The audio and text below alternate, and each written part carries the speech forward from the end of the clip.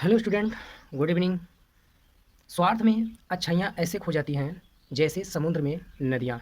जो हाथ भलाई के लिए उड़ते हैं वे प्रार्थना करने वाले हाथों से अधिक पवित्र है।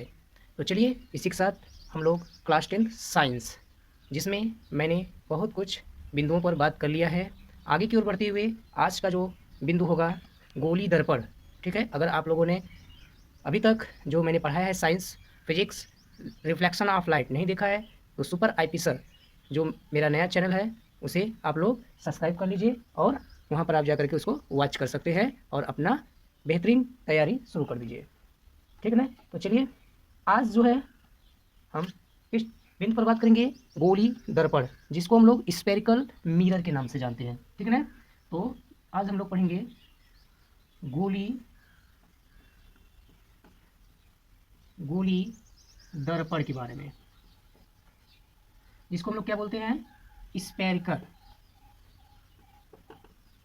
Spherical mirror. मिरर का नाम तो सुना ही होगा आपने, दर्पण जो आप रोज अपने चेहरे को बराबर देखते हैं। ठीक है, तो गोली दर्पण कहते किसे हैं? ठीक है ना? तो इसकी डिफिनीशन क्या होगा? तो इसकी डिफिनीशन क्या होगा? ऐसे ऐसे दर्पण जिनका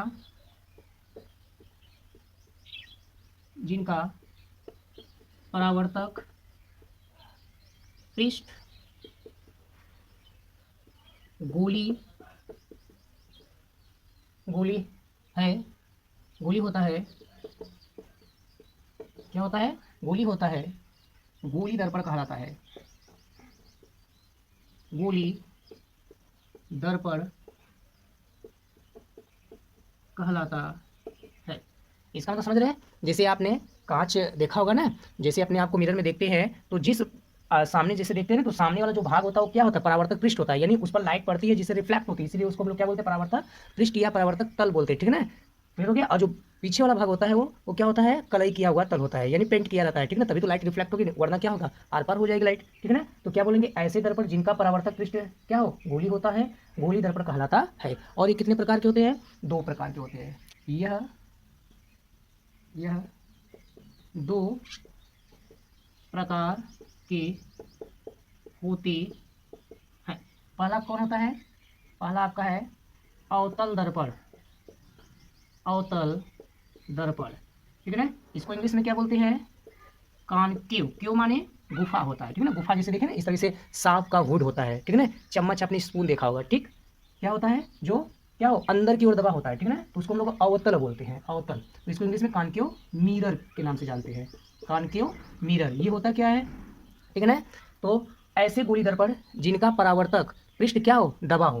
तो क्या लिखेंगे? इसकी परिभाषा क्या लिखेंगे? तो इसकी परिभाषा हो जाएगा ऐसे ऐसे गोली दर्पण ऐसे गोली दर्पण जिनका जिनका क्या हो? जिनका परावर्तक परावर्तक पृष्ठ या तल परावर्तक पृष्ठ या तल पृष्ठ या तल क्या हो? क्या हो? दबा हो। किधर की ओर? अंदर की ओर। ठीक है ना? अंदर की ओर दबा हो या धसा हो, क्या कहलाता है? अवतल दर्पण कहलाता है। अवतल दर्पण कहलाता है। क्लियर हुआ?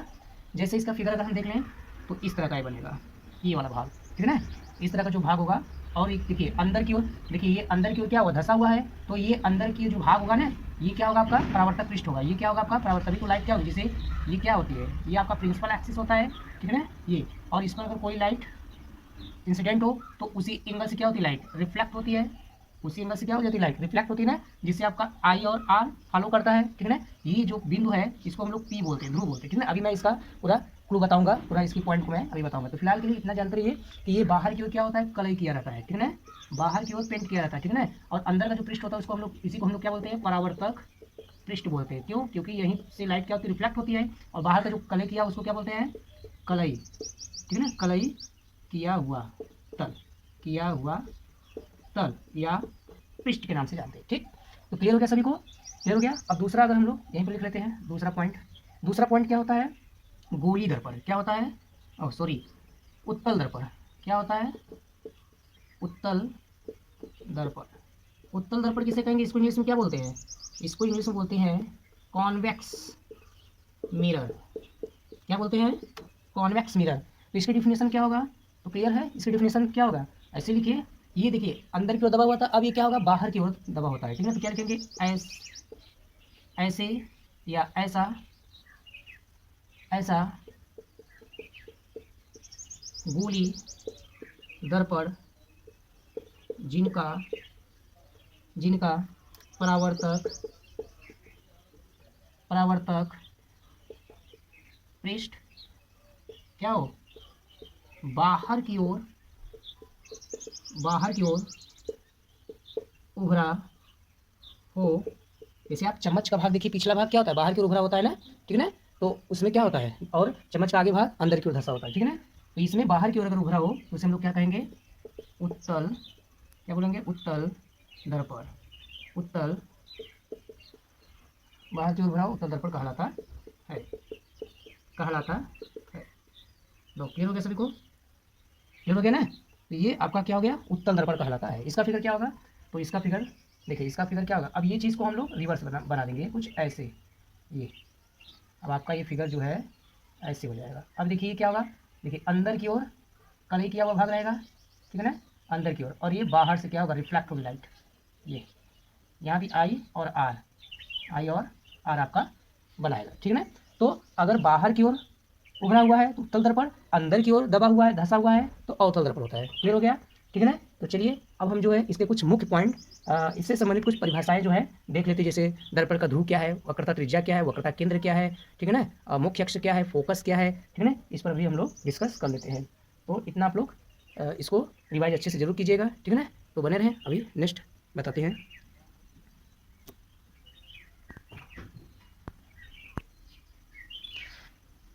अच्छा, ये फिगर क्लियर दिख रहा है, चलिए अगर नहीं दिख रहा है तो थोड़ा सा इसको मैं फिर से रिकवर कर देता हूँ। देखिए ये यही है, ये फिगर, बस इसी का फेस उलट दीजिए। जैसे चम्मच आपने देखा है ना, चम्मच को आपने देखा है ना, ठीक है, ये जो बाहर का भाग होता है चम्मच का, ठीक है ना, जो बाहर का भाग आपका चम्मच का होता है वही आपको बता रहा हूँ, ठीक है ना, वही आपको मैं बता रहा हूँ, ठीक है ना, ये, ठीक है ना। तो ये आपका आई होता है, ये भाग आपका आई होता है, और ये आपका आर होता है, ठीक है ना। और ये क्या होता है, अंदर की ओर, बताया ना, ये अंदर की ओर पेंट किया जाता है, ठीक है ना, और बाहर की ओर क्या होता है, उभरा होता है। क्लियर हो गया। तो आई होप आप लोगों को समझ में आया होगा। तो चलिए अब हम लोग आगे की ओर बढ़ते हैं। अब हम लोग इससे संबंधित परिभाषाएं जानेंगे, ठीक है ना। जैसे पहला पहला पहला क्या होता है, गोली दर्पण का ध्रुव, ठीक है ना, गोली दर्पण का ध्रुव। तो इससे संबंधित पहला पॉइंट है दर्पण का ध्रुव, दर्पण का ध्रुव, ठीक है ना। तो ये क्या होता है, दर्पण का ध्रुव कैसे कहेंगे, जैसे ये क्या होता है, जैसे आप कोई दर्पण आप देखते हैं ना, तो ये जो गोली दर्पण का मध्य बिंदु होता है, ठीक है ना, गोली दर्पण का मध्य बिंदु, यानी गोली दर्पण के परावर्तक पृष्ठ का मध्य बिंदु। जैसे ये देखिए, ये वाला भाग और ये वाला भाग, ठीक है ना। तो ये तो अंदर की ओर कलई है तो क्या होगा, कॉन्वेक्स होगा, ठीक है ना, कॉन्वेक्स मिरर होगा। और अगर अंदर की ओर कलई है, बाहर की ओर कलई है, तो इसको क्या बोलेंगे, कॉन्केव कॉन्केव मिरर, ठीक है ना। अब देखिए जो परावर्तक पृष्ठ का जो मध्य बिंदु होता है, ये वाला भाग, परावर्तक पृष्ठ का मध्य बिंदु, इसी को क्या बोलते हैं, ध्रुव। पी से डिनोट करेंगे, ठीक है ना, इसी को क्या बोलेंगे, ध्रुव, ठीक है ना। अरे भाई जैसे मैथमेटिक्स में आप लोग क्या पढ़ते हो, मैथमेटिक्स में आप लोग पढ़ते हो ना, ये जो है इसको आप लोग क्या बोलते हो, जीरो है ना, मध्य बिंदु जीरो है ना, या जिसको लोग कोऑर्डिनेट में, ठीक है ना, निर्देशांक में इसको क्या बोलते हैं, मूल बिंदु बोलते हैं, ठीक है ना। वैसे ही मध्य बिंदु को हम लोग क्या बोलते हैं, ध्रुव बोलते हैं। क्लियर हो गया ना, क्लियर हो गया सभी को। तो ये हो गया ठीक। अब यहाँ पर इसी तरह से इसका भी मध्य बिंदु क्या होगा, ये भी क्या होगा, ध्रुव होगा, ठीक है ना। क्लियर हो गया सभी को, क्लियर हो गया ना। अब देखिए इसमें तो क्या कहेंगे, दर्पण के परावर्तक पृष्ठ के मध्य बिंदु को क्या बोलेंगे, दर्पण का ध्रुव कहते हैं। इसे पी से प्रदर्शित करते हैं, लिखिएगा आप लोग, ठीक है ना, कि दर्पण के परावर्तक पृष्ठ के मध्य बिंदु को दर्पण का ध्रुव कहते हैं, इसे पी से प्रदर्शित करते हैं। अब क्या कहेंगे, देखिए दर्पण का, अब आप लोग केंद्र, दर्पण का क्या कहेंगे, केंद्र कहेंगे। तो दूसरा पॉइंट क्या है, दर्पण का दर्पण का दर्पण का केंद्र, वक्रता केंद्र, दर्पण का वक्रता केंद्र, ये क्या होता है, इसको हम लोग किससे डिनोट करेंगे, सी से। किससे डिनोट करते हैं, सी से। तो ये क्या होता है, इसमें देख लेते हैं ये क्या होता है, ठीक है ना। ये दर्पण का क्या, गोली दर्पण, ठीक है, जो कॉन्वेक्स है, कॉन्केव है, इसके देखिए इसका जो मध्य बिंदु होगा, यानी गोली दर्पण का जो मध्य बिंदु होता है, ठीक है, ये क्या था, परावर्तक पृष्ठ का मध्य बिंदु था, तो ध्रुव था। अब गोली दर्पण का जो मध्य बिंदु होगा, जैसे फुटबॉल है ना, फुटबॉल है ना, तो फुटबॉल को क्या करते हैं, जो कट करते हैं तो एक शेप आकार बनता है, इसे सेब है ना, सेब को आप कट कर दीजिए, ठीक है ना, तो आपका दर्पण जैसा बनाता है कि नहीं। तो जैसे चम्मच है ना, तो ये क्या है, कटा हुआ तो भाग होता है, तो ये जैसे ये क्या होगा, पूरा भाग होगा, ठीक है ना। तो इसके जो पूरे भाग का मध्य बिंदु होता है उसी को हम लोग क्या बोलते हैं, वक्रता केंद्र। इसको इसे हम लोग सी से डिनोट करेंगे, ठीक है ना। और देखिए उत्तर अवतल दर्पण में क्या होता है, क्या होता है, ध्रुव के सामने होता है, ठीक है ना, ध्रुव के सामने होता है। ये क्या होता है, उत्तल दर्पण में ध्रुव के क्या होता है, पीछे की ओर होता है, ठीक है ना, यहाँ कहीं होगा इसका, ठीक है ना, यहाँ कहीं केंद्र होगा। आज बात समझ में। और ये देखिए ये वाला पॉइंट यहाँ हो रहा है, ठीक है ना, ये सामने है, ये दर्पण के पीछे उत्तल दर्पण में होता है, अवतल दर्पण में सामने होता है, उत्तल दर्पण में पीछे की ओर होता है, वक्रता केंद्र, ठीक है ना। अब क्या कहेंगे, देखिए मुख्य अक्ष किसे कहेंगे, तो दर्पण का ध्रुव, तीसरा पॉइंट क्या है, मुख्य अक्ष, दर्पण का मुख्य अक्ष, दर्पण का मुख्य अक्ष, जिसको हम लोग क्या बोलते हैं, प्रिंसिपल एक्सिस, ठीक है ना, वो वाला प्रिंसिपल नहीं, ठीक है ना, ये साइंस का प्रिंसिपल है, प्रिंसिपल इसमें PAL होता है, उसमें PLE होता है, ठीक है ना, ध्यान दीजिएगा। तो इसको क्या कहेंगे, दर्पण का ध्रुव और वक्रता केंद्र से होकर जाने वाली रेखा को क्या कहते हैं, दर्पण का मुख्य अक्ष कहते हैं। तो नोट कीजिएगा, क्या लिखेंगे कि दर्पण दर्पण का ध्रुव व वक्रता केंद्र से होकर जाने वाली रेखा या मिलाने वाली रेखा क्या कहलाती है, मुख्य अक्ष कहलाती है, ठीक है ना। मुख्य अक्ष को प्रिंसिपल एक्सिस के नाम से जानते हैं इंग्लिश में, ठीक है ना। क्लियर हो गया सभी को, क्लियर हो गया ना। ये भी है मुख्य अक्ष, ये भी क्या हो गया, मुख्य अक्ष हो गया। इस प्रकार P और C को मिला दीजिए, मुख्य अक्ष हो गया। अब क्या कहेंगे, वक्रता, चौथा पॉइंट है दर्पण का वक्रता, वक्रता त्रिज्या, ठीक है ना, त्रिज्या।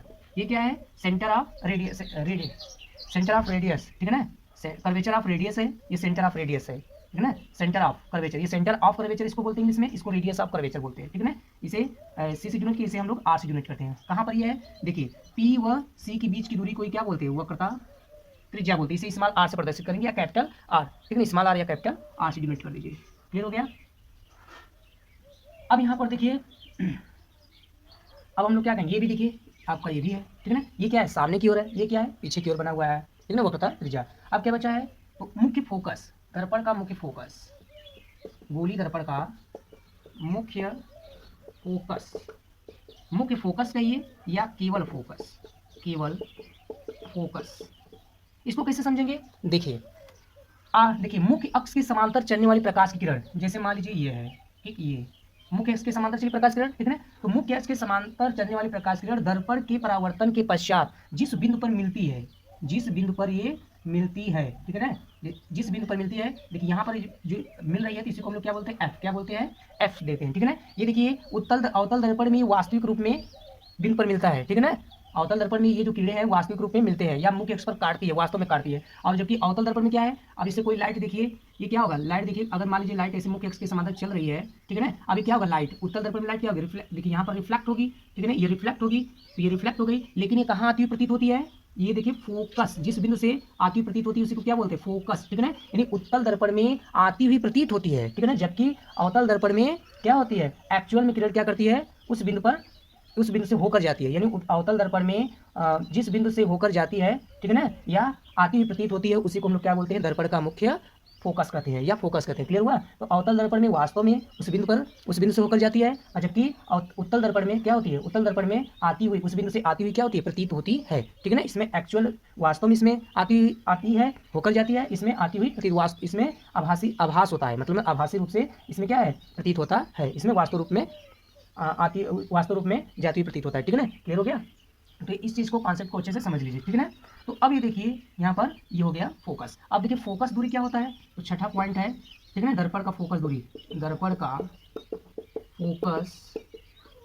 फोकस दूरी, तो दर्पण का फोकस दूरी किसे कहेंगे बताइए, दर्पण का फोकस दूरी किसे कहेंगे, तो इसे स्मॉल f से प्रदर्शित करेंगे। देखिए दर्पण का ध्रुव और मुख्य फोकस के बीच की दूरी को क्या कहते हैं, क्या कहेंगे, फोकस दूरी, इसे स्मॉल f से प्रदर्शित करते हैं। इसमें भी क्या होगा, फोकस और केंद्र के फोकस और ध्रुव और फोकस के बीच की दूरी क्या होगी, स्मॉल f होगी, ठीक है ना। ये भी आपका फोकस दूरी कहलाएगा। अच्छा, अवतल दर्पण में फोकस दूरी क्या है, देखिए दर्पण के सामने है ना, दर्पण के सामने देखिए संख्या रेखा पे जाते हैं, इधर क्या होता है, नेगेटिव होता है, इधर क्या होता है, पॉजिटिव होता है, ठीक है ना। तो इधर जा रहे हैं तो दर्पण देखिए आपतित किरण की अगर दिशा में जाएंगे तो पॉजिटिव होता है, अगर आपतित किरण की विपरीत दिशा में जा रहे हैं तो नेगेटिव होता है, इसलिए यहाँ पर -f फोकस दूरी होता है। तो अवतल दर्पण का फोकस दूरी कैसा होता है, -f होता है, जबकि उत्तल दर्पण का फोकस दूरी कैसा होता है, +f होता है। क्यों, क्योंकि हम डायरेक्शन मतलब जिस दिशा में आपकी किरण है उसी दिशा में हम इसको मेजर कर रहे हैं, फोकस दूरी को, इसलिए पॉजिटिव टाइम। ठीक है ना। तो चलिए इतना आप लोग रिवाइज कीजिए। ठीक है ना।